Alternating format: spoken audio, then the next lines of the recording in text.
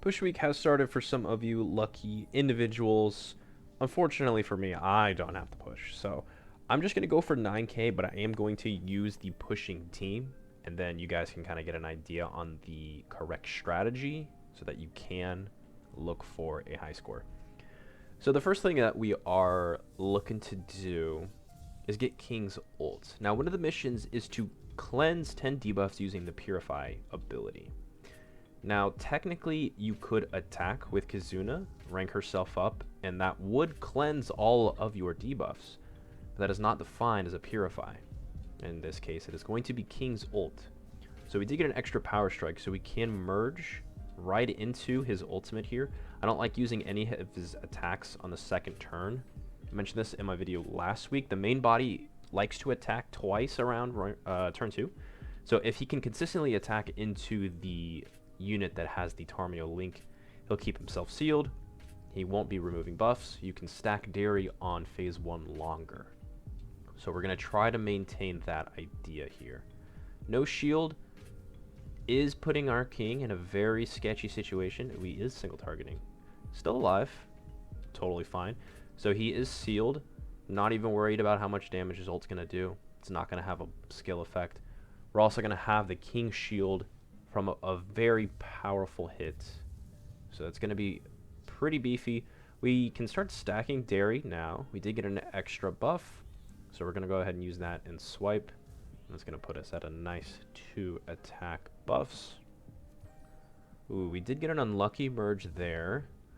Looks like his ulting Kizuna doesn't break through the shield, which is a little unfortunate. Ooh, still not breaking through. So he's doing 2 single targets and only 2 AoEs from his main body. So he wasn't able to fully attack into Kizuna, which means he's not sealed. So in this case, we are going to have to finish this phase here. Otherwise, he'll remove buffs with his 2 attacks. Now, ideally, he would be sealed here and he would attack before his heal. This way, his attacks would still be effect blocked. But like I mentioned, we're going to go ahead and end this phase. Pushing to transition with Kizuna ult's pretty good because she does increase damage dealt. That is something we want to have for our Dairy ult.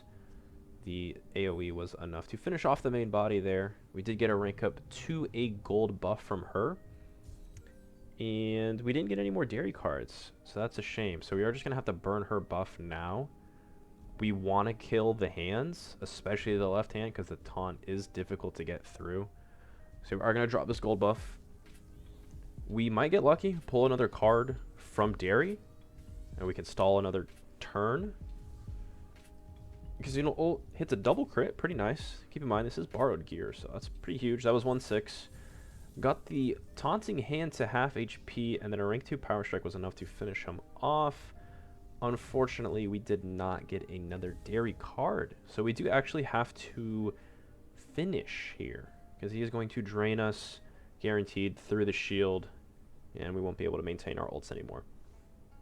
Now, since it does last 3 turns from her gold buff, you know, we still have her basic stat increase. We did get that rank up only 2 turns ago, so we still have the attack-related buff. So this is the best that we can do currently in this run.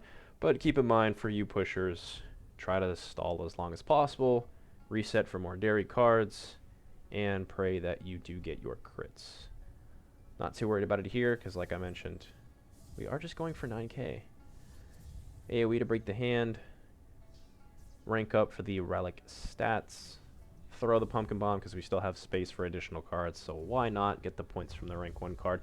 No crit, only 2.3 mil, but that should be enough to get all of the missions and hit at least 9K. So if you guys like to drop a thumbie, maybe sub if you're into that, and I'll see you in the next one.